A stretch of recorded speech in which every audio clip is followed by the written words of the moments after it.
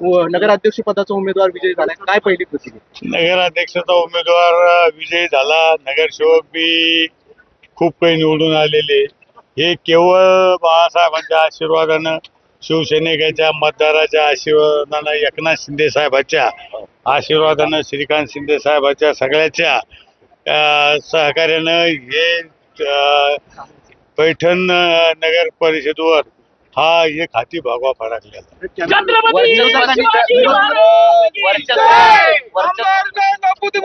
कोणाला लागली होती? मी सांगत होतो की नुसतं आरोप करून जमत नाही, की पहिल्यापासून सांगत होतो की आरोपांना त्यांना मतदान होत नसतं. तर आमची दहशत नाही. दहशत असती तर लोकांनी मतदारांनी मतदान केलं असतं का? दहशत असल्या लोक बाहेर निघत नाही. पण दहशत, काल मी पैठणला आलो तर सगळे मतदार माझ्या सोबत होते. मला एक सांगायचं की हे विकासावर, प्रेमावर हे मतदान होतं. आणि हे काही आजचं नाही ना, अनेक संस्था अनेक वर्षापासून या शिवसेनेच्या बाळासाहेबांच्या आशीर्वादाने, एकनाथ शिंदे साहेबांच्या आशीर्वादाने या ताब्यात आहे. शिवसेना मराठवाड्यात बालेकिल्ला शिवसेनेचा समजला जायचा.